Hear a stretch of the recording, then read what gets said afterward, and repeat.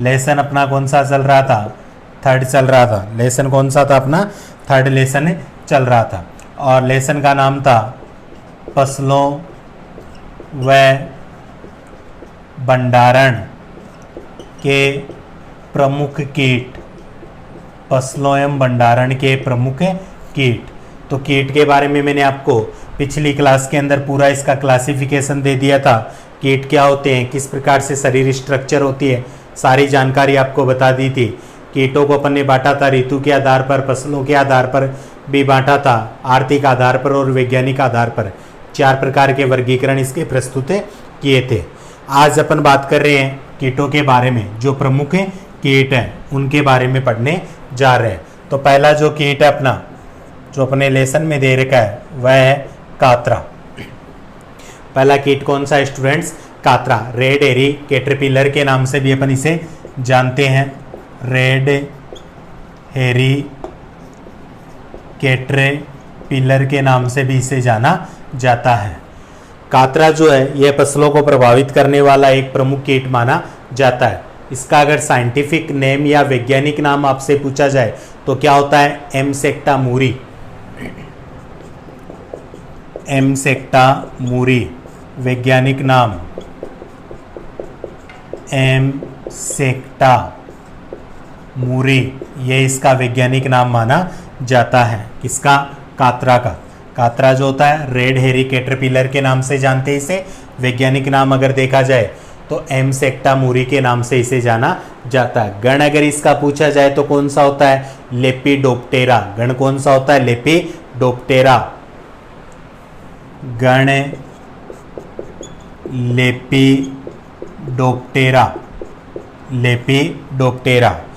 एक बात बताना चाहूँगा, कई स्टूडेंट्स पूछ रहे हैं, जैसे ये लेसन मैंने अपने चैनल पर आपको करवाया था तो वहाँ पर बोर्ड क्लास नहीं हुई थी, केवल नोट्स क्लास थी। अगर आपके वह नोट्स लिखे हुए हैं तो दोबारा आपको इस लेसन के लिखने की आवश्यकता नहीं है। इसके पश्चात कोई ऐसा लेसन आए जिसके नोट्स नहीं लिखे हैं, उनके आप लोग वहाँ पर लिख सकते हैं।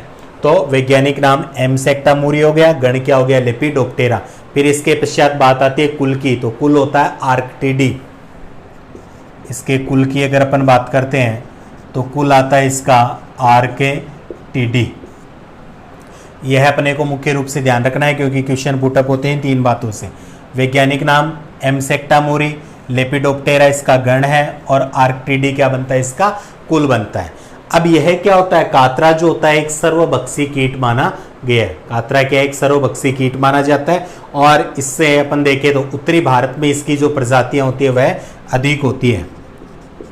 यह क्या है? एक सर्वभक्षी कीट होता है और उत्तरी भारत में अधिक प्रजातियां पाई जाती है इसकी, तो वहाँ पर यह क्या होता है? ज़्यादा नुकसान पहुँचाता है।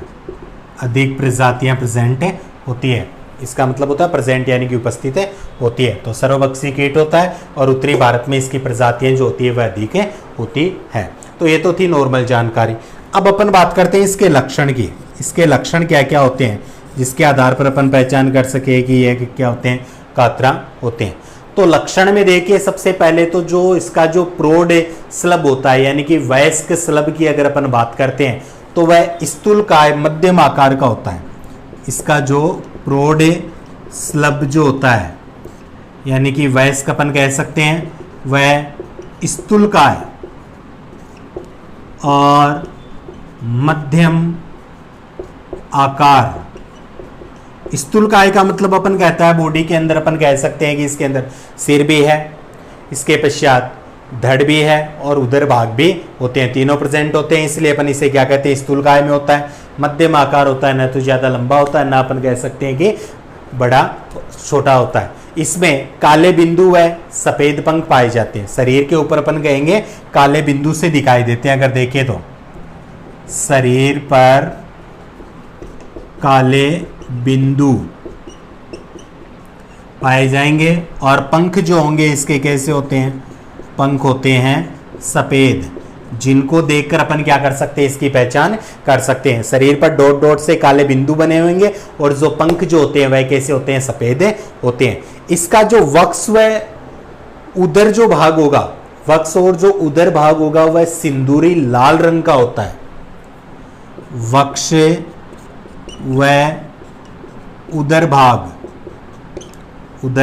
भाग सिंदूरी लाल रंग का होता है। सिंदूरी लाल रंग, सिंदूर का रंग क्या होता है, थोड़ा सा गहरा होता है, तो इसलिए अपन यहां पर दे रखा है सिंदूरी लाल रंग का होता है। कौन सा भाग, वक्ष और जो उदर भाग होता है वह सिंदूरी लाल रंग का होता है। और इसमें जो पूर्ण विकसित अपन मानते हैं सुंडी जो गिडार होता है, पूर्ण विकसित जो होता है, उसकी अगर साइज देखें तो 40 से 50 mm लंबाई। पूर्ण विकसित सुंडी गिडार 40 से 45 mm लंबाई होती है इसकी। ये भी इसका एक मुख्य लक्षण है माना जाता है। अगर पूर्ण विकसित सुंडी जो गिडार है उसकी लंबाई पूछी जाए तो 40 से 45 mm अपन इसकी लंबाई बताते हैं। इसका जो बॉडी होती है पूरे शरीर पर लाल भूरे रंग के क्या पाए जाते हैं, बाल पाए जाते हैं। पूरे शरीर पर लाल भूरे रंग के बाल पाए जाते हैं, बाल पाए जाते हैं। ये अपने को ध्यान में रखना है, ये भी इसका एक मुख्य लक्षण माना जाता है। पूरी बॉडी के ऊपर बाल मिलेंगे और वह भी कैसे होंगे, लाल भूरे रंग के बाल होते हैं। और इसका जो सिर होता है ना, सो हेड होता है, वह गहरे भूरे रंग का होता है। सिर गहरे भूरे रंग का होता है। सिर जो होता है वह गहरे भूरे रंग का होता है। ये अपन मान सकते हैं कि इसके क्या होते हैं, मुख्य लक्षण होते हैं। क्या क्या बताया आपको, जो इसका जो प्रोड स्लब होता है वह स्थूलकाय यानी कि सिर, वक्ष, उदर, इन भागों के अंदर क्या होता है, डिवाइड होता है। मध्यम आकार का होता है, शरीर पर काले बिंदु पाए जाएंगे। पंख जो होंगे वह कैसे होंगे, सफेद होते हैं। पंख कैसे होते हैं, सफेद होते हैं। वक्ष व उदर भाग सिंदूरी लाल रंग का होगा। पूर्ण विकसित जो सुंडी गिडार होता है वह 40 से 45 mm लंबाई का होता है। पूरे शरीर पर अपन कहेंगे लाल भूरे रंग के बाल पाए जाते हैं और सिर गहरे भूरे रंग का होता है। ये प्रमुख लक्षण होते हैं। किसके होते हैं, कातरा के प्रमुख लक्षण होते हैं। अब प्रमुख लक्षण के पश्चात बात आती है इसके पोषक पादप। इसके पोषक पौधे कौन कौन से होते हैं, तो वह आपको बता देता हूं जिन पर यह ज्यादा डिपेंड करता है। पोषक पौधे तो अपन मान सकते हैं खरीफ के जितने भी जो पादप होते हैं ना, वह सब क्या होते हैं, इसके फेवरेट होते हैं। पोषक पौधों का मतलब होता है फेवरेट पौधे, जिन पर यह क्या करता है, ज्यादा अटैक करता है, जिनको ये खाने का कार्य करता है, वे होते हैं पोषक पौधे। तो खरीफ फसल के जितने भी जो पौधे होते हैं, अधिकतर पौधे वह सारे क्या होते हैं, इसके फेवरेट होते हैं, पोषक पौधे होते हैं। चाहे वह आपका बाजरा हो, चाहे वह मक्का हो, जवार हो, गवार हो, मूंग, मोट, सनई, तिल। खरीफ में अगर अपन देखें तो बाजरा, मूंग, मोठ, गवार, जवार, सनई और तिल, ये सभी क्या होते हैं, इस कीट के क्या है, फेवरेट होते हैं, पोषक पौधे होते हैं, जिन पर ये अटैक करता है और भोजन प्राप्त करता है। ये होते हैं इसके पोषक पौधे। अब लक्षण आ गए, फिर अब बात आते हैं इसके पोषक पौधे आ जाते हैं।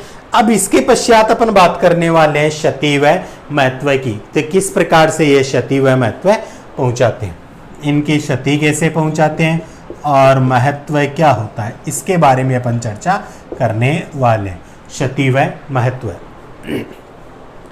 तो अपन देखते हैं कि इनकी क्षति यानी कि नुकसान ज्यादा कहां पर पहुंचाते हैं। एक तो अपन मानेंगे कि जहां पर हल्की भूमि व कम वर्षा वाले क्षेत्र में इनका प्रकोप क्या होगा, ज्यादा। हल्की भूमि व कम वर्षा क्षेत्र में कीट का प्रकोप ज्यादा होता है। कीट का प्रकोप क्या होता है, ज्यादा होता है। ये ध्यान दीजिए, हल्की भूमि वगैरह अपन कहेंगे और कम वर्षा में हो गई इस स्थान पर, जहां पर अपन कहेंगे कीट का प्रकोप क्या होता है, ज्यादा होता है। क्योंकि ज्यादा अपन कहेंगे कि अगर बारिश वगैरह होती है तो ये क्या होते हैं कि जल के साथ वगैरह क्या होते हैं, मिट्टी के अंदर बने हुए रहते हैं। और अगर कम बारिश वगैरह होती है तो वहाँ पर इनका प्रकोप अपने को ज़्यादा देखने को मिलता है। ये इसका क्षति या महत्व होता है। इसके अलावा यह क्षति किस प्रकार से पहुंचाते हैं, तो हमेशा ध्यान रखना कीट की जो सुंडी होती है, सुंडी यानी इसकी लार्वा जो अवस्था अपन कह सकते हैं, कीट की सुंडी यानी लार्वा अवस्था, सुंडी समूह में रहकर पादप के कोमल भागों को खाती है, पादप के कोमल भागों को खाती है। इस प्रकार से इसे नुकसान पहुंचाएगी। सुंडी अवस्था में यानी कि जब लार्वा अवस्था वगैरह में होती है उस समय यह समूह में रहकर खाती है, लेकिन जब यह बड़ी हो जाती है तो फिर यह समूह में रहना जरूरी नहीं, बाद में यह अलग अलग होकर पत्तियों तथा पादप के कोमल भागों को खाने का कार्य करती है। इसलिए क्षति या महत्व इस प्रकार से, यानी कि ज्यादा क्षति कहां पर होगी, जहां पर हल्की भूमि वगैरह होगी, कम वर्षा क्षेत्र होगा, वहां पर कीट का प्रकोप क्या होगा, ज्यादा होता है। और कीट के अपन मानेंगे कि जो सुंडी अवस्था होती है, लार्वा अवस्था, उसमें ये समूह में रहकर पादप के कोमल भागों को क्या करते हैं, खाने का कार्य करते हैं। और जब ये वयस्क अवस्था में आ जाते हैं, बड़े हो जाते हैं, तो फिर समूह में नहीं रहते, यह अलग अलग रहते हुए भी उसकी पत्तियों को खाते हैं या अपन कह सकते हैं उसके कोमल अंगों को खाने का कार्य करते हैं। तो ये आपके लक्षण थे, ये पोषक पौधे आ गए, ये क्षति और महत्व है। इसके पश्चात अगर अपन बात करते हैं तो वह क्या आता है, इसका जीवन चक्र आता है। तो जीवन चक्र के बारे में देखिए, इसे साफ कर रहा हूं, अगर जरूरत हो तो साथ साथ में लिख भी लिया करो या एक बार वीडियो को समझ लिया करो, फिर उसके पश्चात दोबारा देखकर उसे लिख लिया कीजिए। क्योंकि जब अपनी स्कूल अपने लिए मेहनत कर रही है ताकि बच्चों को फ़ायदा मिल सके, तो अपने को भी साथ में मेहनत ज़रूर से करनी चाहिए। और इसके लिए मैं कहूँगा कि अगर कोई गार्जियंस भी वीडियो देख रहे हैं ना, तो वह बच्चों का पूर्ण सहयोग कीजिए। क्योंकि मैं मानता हूँ कि 11वीं 12वीं के जो बच्चे होते हैं वह एक ऐसी अवस्था मान सकते हैं, किशोरावस्था, जिसमें बच्चों को अपना अच्छा बुरा वगैरह वह नहीं समझते हैं, उन्हें केवल टाइम पास में मज़ा आता है। अभी ऑनलाइन क्लासेस में लगभग बच्चों ने पर्सनल मोबाइल खरीद लिए हैं और घर वालों को भी मजबूरी हो चुकी है कि आपको वह दिलाए गए हैं। तो उनका दुरुपयोग मत कीजिए प्लीज़, उन्हें पढ़ने में काम में लीजिए। और आपकी पढ़ाई कंप्लीट हो जाती है तो बाद में अदर चीज़ें देखने के अलावा आप एजुकेशन से संबंधित चीज़ें उन पर ज़रूर देखिए, ज्ञानवर्धक चीज़ें उन पर देखिए। और गार्जियन से भी कहूँगा कि इसमें बच्चों का सहयोग जरूर कीजिए। तो अब देखिए क्षतिर महत्व हो गया। अब अपन बात करते हैं इसके जीवन चक्र के बारे में। कात्रा का जीवन चक्र, जीवन चक्र इसका किस प्रकार से पूर्ण होता है। तो कात्रा का जो जीवन चक्र होता है ना, उसमें सबसे पहले तो अपने को पता होना चाहिए कि कात्रा का कब बाहर निकलते। कात्रा का जो स्लब होता है ना, स्लब यानी कि अपन कह सकते हैं कि जब अंडे वगैरह से वह बाहर आ जाता है। कात्रा का जो स्लब होता है वह वर्षा ऋतु में अपन कहते हैं भूमि से रात्रि में बाहर निकलते हैं। जब भी वर्षा ऋतु आती है तो जब अच्छी बारिश हो जाती है, चाहे वह पहली बारिश हो चाहे दूसरी बारिश हो, एक बार अच्छी बारिश हो जाती है यानी कि मिट्टी के अंदर अपन कह सकते हैं जल चला जाता है, तब वह क्या होते हैं कि ये स्लब जो होते हैं वह भूमि से बाहर निकलते हैं। और ये कब निकलते हैं, रात्रि में बाहर निकलते हैं। रात्रि में बाहर निकलेंगे और इनकी विशेषता होती है, जैसे अभी बारिश वगैरह का मौसम चल रहा है, अपन भी देखते हैं बारिश से जैसे ही रुक जाती है तो वह फुदकियाँ आती है, पंखों वाले जो मकोड़े अपन बोलते हैं फुदकी वगैरह, वही क्या होते हैं, एक प्रकार के कात्रा होते हैं। और ये आते अपने को पता है किसकी ओर आकर्षित होते हैं, लाइट की ओर आकर्षित होते हैं, प्रकाश की ओर क्या होते हैं, या आकर्षित होने का कार्य करते हैं।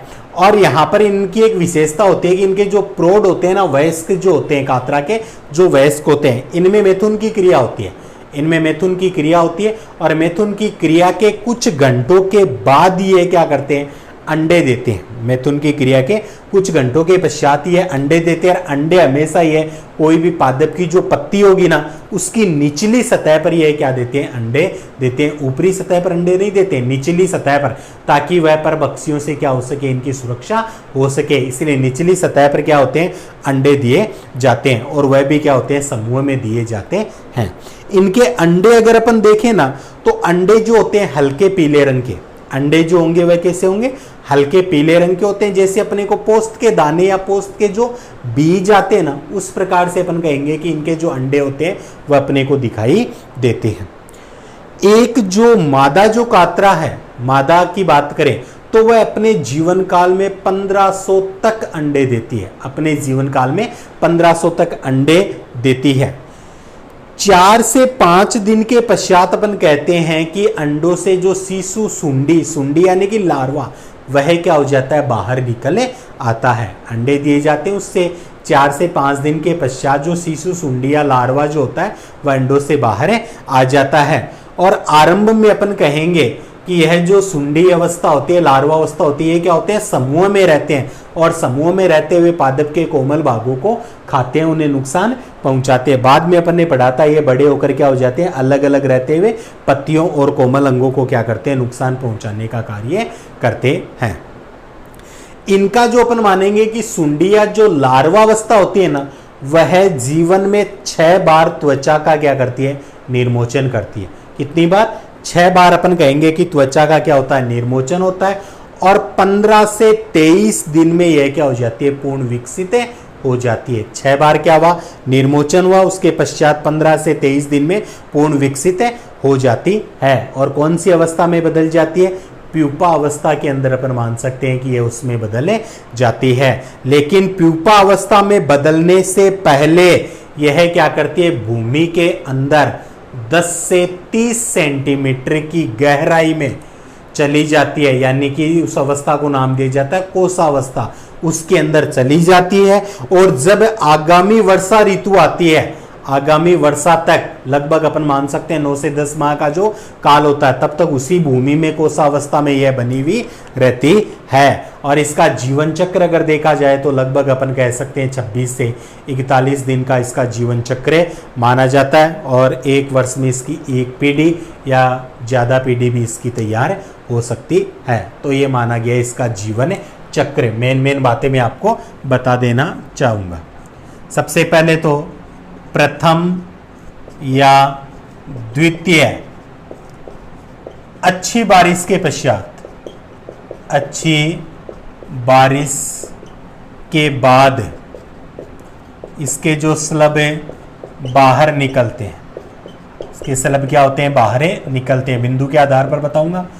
बाहर निकल कर क्या होंगे, प्रकाश स्रोत की ओर आकर्षित, प्रकाश स्रोत की ओर क्या होते हैं, आकर्षित होते हैं। जैसा कि अभी मैंने आपको बताया था कि पहली बार जो बारिश होती है, अब पहली बार में अगर अच्छी बारिश नहीं होती है तो कई बार नहीं भी निकलते हैं।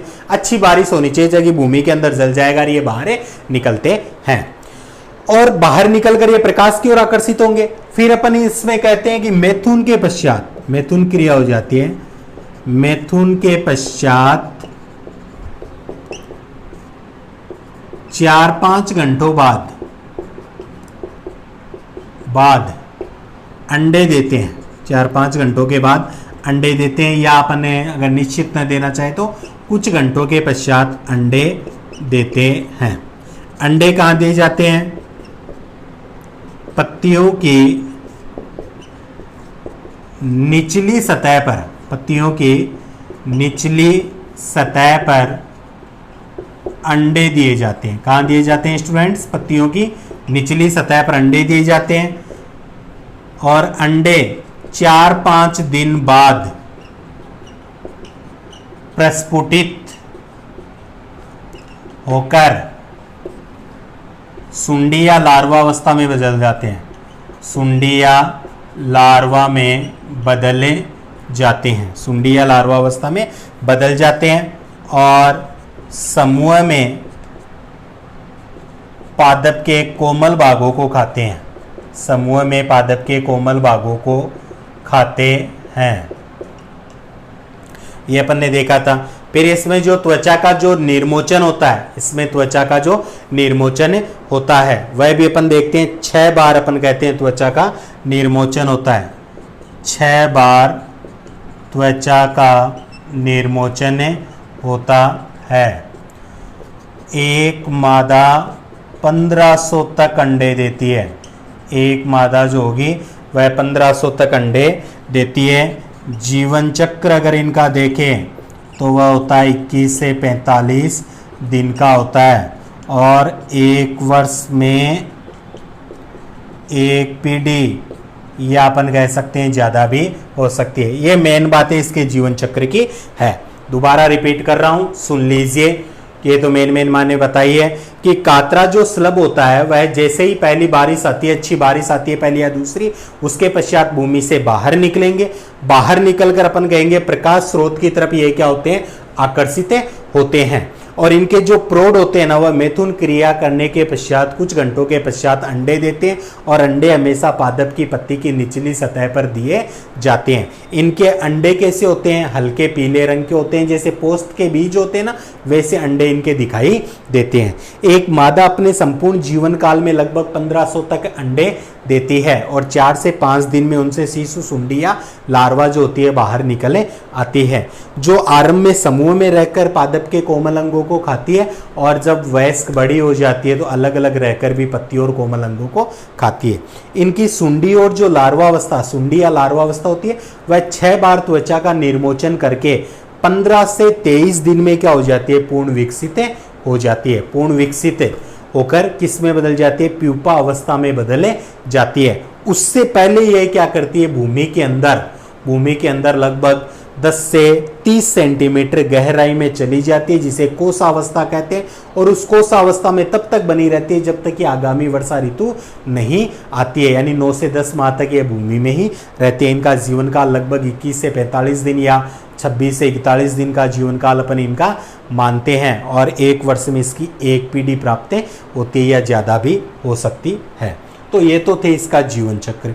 अब यहाँ पर थोड़ी सी मैं बात करूंगा इसका जो प्रबंधन जो बच गया अपने, कि किस प्रकार से इसका प्रबंधन किया जा सकता है, उसके बारे में यहाँ पर अपन चर्चा करने वाले हैं। प्रबंधन बचा हुआ है, तो प्रबंधन जब भी अपन पढ़ते हैं तो 3 प्रबंधन पढ़ते हैं। सबसे पहले कौन सा पढ़ते हैं अपन, एक तो शस्य प्रबंधन आता है, एक जैविक प्रबंधन आता है, और एक क्या आता है, रासायनिक प्रबंधन आता है। तो सबसे पहले अपन यहाँ पर पढ़ेंगे इसका शस्य प्रबंधन। सस्य प्रबंधन, सस्य प्रबंधन में अपन क्या होते हैं कि किसी भी रसायन वगैरह इनका उपयोग नहीं किया जाता, अपने द्वारा अपन कोई अगर मेहनत कर सके तो वह कार्य किया जाता है। जैसे सस्य प्रबंधन में क्या बताया गया कि वर्षा ऋतु होते ही जब ये भूमि से बाहर आते हैं तो अपने को पता है किसकी ओर आकर्षित होते हैं, प्रकाश की ओर आकर्षित होते हैं। तो जिस समय ये प्रकाश पास की ओर आकर्षित होते हैं या इन्हें एक प्रकाश दिखाया जाता है, ये आकर्षित हो, तो उनको वहां पर अपन क्या कर सकते हैं, नष्ट कर सकते हैं। इनको प्रकाश की तरफ से एकत्रित कर लेंगे और इनको नष्ट किया जा सकता है। वह आप चाहे अपन जलाकर करें चाहे कैसे भी करें, इन्हें नष्ट किया जा सकता है। इनके अलावा जब इनके द्वारा जब अंडे दिए जाते हैं ना, तो उन अंडे समूहों को ही प्रस्फुटित होने से पहले ही क्या कर देना चाहिए, नष्ट कर देना चाहिए। तो सस्य प्रबंधन में तो ध्यान रखिए, प्रकाश स्रोत से नष्ट कर देना चाहिए, प्रकाश स्रोत की ओर आकर्षित करके नष्ट कर देना चाहिए। आग वगैरह भी अपन जलाकर ये कार्य कर सकते हैं। और अंड समूहों को नष्ट कर देना चाहिए, अंड समूहों को नष्ट कर देना चाहिए। ये दो ही बातें मुख्य रूप से सस्य प्रबंधन में अपने को ध्यान में रखनी है। दूसरा जो प्रबंधन आता है वह क्या आता है, अपने जैविक प्रबंधन आता है। दूसरा प्रबंधन कौन सा आएगा स्टूडेंट्स, जैविक प्रबंधन आता है। अब जैविक प्रबंधन में अपने को क्या करना है, जैसे ही अपन खरीफ फसल की कटाई कर लेते हैं ना, कटाई करते अपने को एक बार खेत की क्या करनी चाहिए, गहरी जुताई कर देनी चाहिए, जिससे अगर मिट्टी के अंदर कोई भी कोशित होते हैं तो वह क्या हो जाते हैं, बाहर निकल आएंगे। और बाहर निकलेंगे तो ऊपर जो पक्षी वगैरह होते हैं वह उनको अपना भोजन बना लेंगे, उनको खाकर नष्ट कर देंगे। अगर फिर भी बच जाएंगे तो जो टेम्परेचर होगा उस टेम्परेचर के प्रभाव से भी क्या हो जाएंगे, नष्ट हो जाएंगे। तो खरीफ कटाई के बाद खेत जुताई करनी चाहिए, खेती क्या करनी चाहिए, जुताई करनी चाहिए।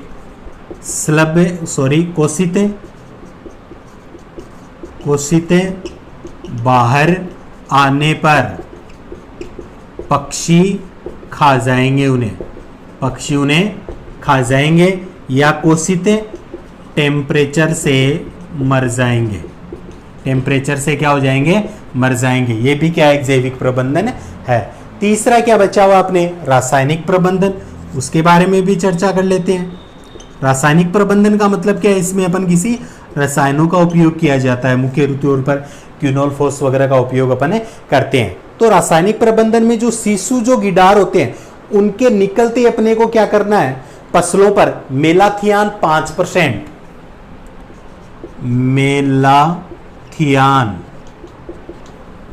5% या क्विनोलफोस, मेलाथियान 5% या जो अपन मानते हैं क्विनोलफोस 1.5%। यानी कि जैसे सीसू गिडारों से निकलते फसलों पर अपने को क्या करना है, मेलाथियान 5% या क्विनोलफोस 1.5% चूर्ण का 25 किलोग्राम प्रति हेक्टेयर की दर से बुरकाव करना है। क्विनोलफोस 1.5% चूर्ण का 25 किलोग्राम प्रति हेक्टेयर की दर से बुरकाव कर देना है। किसके ऊपर करना है, फसलों के ऊपर इनका बुरकाव कर देना है। किसका, मेलाथियान 5% या क्विनोलफोस 1.5% चूर्ण का 25 किलोग्राम प्रति हेक्टेयर की दर से क्या करना है, फसलों पर बुरकाव करना है। या इसके अलावा क्या कर सकते हैं, क्विनोलफोस 25 EC 1.25 लीटर, क्विनोलफोस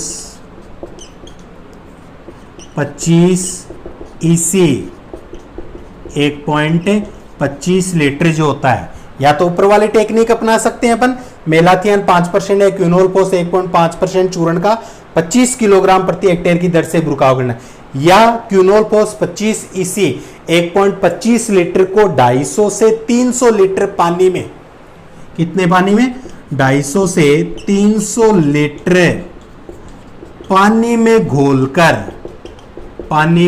घोलकर क्या करना है, अपने को छिड़काव करना है। या तो चूर्ण का बुरकाव कर देना है या इसको पानी में घोलकर क्या करना है, इसका छिड़काव करना है। या एक तरीका और दे रखा है कि अपने खेत की जो दीवार होती है, मेड़ होती है, खेत की दीवार के बाहर 30x30 की खाई या गड्ढा बोल सकते हैं, गड्ढा बनाकर 30x30 का अपन कह सकते हैं चौड़ा और गहरा, यानी नाली बना सकते हैं अपन, वह बनाकर उसमें क्विनोलफोस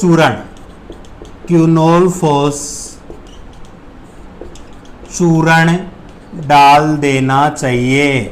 इससे क्या होगा स्टूडेंट्स, क्विनोलफोस चूर्ण अपन डाल देंगे और 30x30 का वहां पर खड्डा कर देंगे, तो यह जो कातरा के जो कीट होते हैं वह एक खेत से दूसरे खेत में नहीं जा पाएंगे, और बीच में जो अपन ने 30x30 की जो खाई बनाई है उसके अंदर वह क्या होंगे, क्विनोलफोस के प्रभाव से मरे जाएंगे और दूसरी फसलों को प्रभावित नहीं कर पाएंगे। तो ये था अपने प्रबंधन। सस्य प्रबंधन में प्रकाश स्रोत से नष्ट कर सकते हैं, अंड समूह को नष्ट कर सकते हैं। जैविक प्रबंधन में खरीफ कटाई के बाद खेत की गहरी जुताई करेंगे, जिससे जो कोशित बाहर आएंगे तो उन्हें पक्षी वगैरह खा जाएंगे या टेम्परेचर के प्रभाव से मर जाएंगे। रासायनिक प्रबंधन में मेलाथियान 5% या क्विनोलफोस 1.5% चूर्ण का 25 किलोग्राम प्रति हेक्टेयर की दर से बुरकाव करना चाहिए, या तो ये कार्य, या फिर क्विनोलफोस जो 25 EC 1.25 लीटर है उसका 250 से 300 लीटर पानी में घोलकर क्या करना चाहिए, फसलों पर छिड़काव करना चाहिए। इसके अलावा खेत की जो दीवार के बाहर या पास में अपने को 30x30 का एक गड्ढा खोदना चाहिए पूरी खेत के चारों ओर, जिससे उसमें क्विनोलफोस का छिड़काव भी कर देना चाहिए, जिससे जो यह जो कातरा कीट वगैरह होते हैं एक खेत से दूसरे खेत में नहीं जा पाएंगे और उसी गड्ढे के अंदर क्विनोलफोस के प्रभाव से मरे जाएंगे। तो इस प्रकार से इससे अपने छुटकारा पा सकते हैं, ये इसका प्रबंधन है। तो आज की क्लास में अपन इतना ही, आगे की क्लास में अगले कीट के बारे में चर्चा करेंगे। आशा करता हूँ अगली क्लास समझ में आई होगी, अच्छी लगी होगी। फिर भी अगर कोई डाउट हो तो आप बेझिझक पूछ सकते हो। वीडियो देखने के लिए आप सभी का धन्यवाद। मिलते हैं अगली क्लास में एक नए टॉपिक के साथ, तब तक के लिए जय हिंद, जय भारत।